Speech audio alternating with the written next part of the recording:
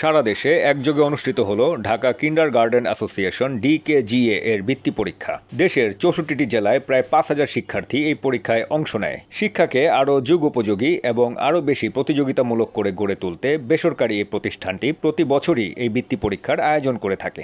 Dhaka kindergarten association কর্তৃক আয়োজিত যে বৃত্তি পরীক্ষা, এখানে মেধা যাচাই পরীক্ষা, এখান থেকে তাদের একঘেয়েমি দূর হবে এবং সাহস পাবে তারা ভবিষ্যতে এসএসসি পরীক্ষা দিবে, জেএসসি পরীক্ষা দিবে, তখন ওই পরীক্ষা কীভাবে দিবে এই সাহসটা এখান থেকে পেয়ে গেল আর কি।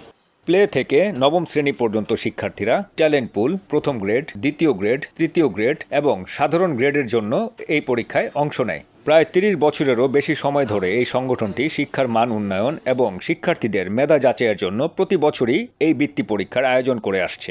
আমরা যুগোপযোগী শিক্ষা ব্যবস্থাকে আরও আধুনিকীকরণ করার জন্য যতগুলো পদক্ষেপ আছে, আমরা সকল পদক্ষেপের সঙ্গেই আরও যুগোপযোগী করে আমরা শিক্ষা ব্যবস্থাকে চালিয়ে নিচ্ছি। কারণ আমরা জানি যে গত 10 বছর আগে যে চাকরি ছিল, যে জব ছিল, সেটা কিন্তু বর্তমানে পরিবর্তিত হয়েছে। আগামী 10 বছরে কোন ধরনের জব ক্রিয়েট হবে, কী ধরনের চাকরি হবে, এটা কিন্তু আমরা এখনও বলতে পারি না। যার জন্য আমরা চেষ্টা করতেছি যুগোপযোগী করেই আমাদের শিক্ষা ব্যবস্থাকে আরও আধুনিকীকরণ করার সর্বোচ্চ প্রয়াস চালিয়ে যাচ্ছে।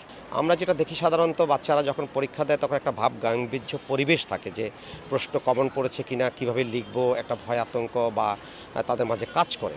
কিন্তু এখানে ব্যতিক্রম যেটা দেখেছি প্রত্যেকটা ক্লাসে গিয়ে আমি, সেটা হলো বাচ্চাদের মাঝে একটা উচ্ছ্বাস, একটা আনন্দ, তারা খুব এনজয় করছেন।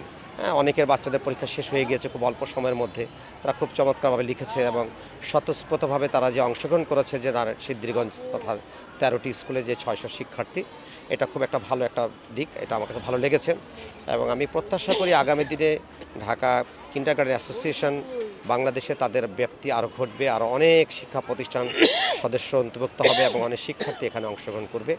উত্তীর্ণ শিক্ষার্থীদের মাঝে পুরস্কার এবং সনদ প্রদান করে থাকে ডিকেজিএ কর্তৃপক্ষ।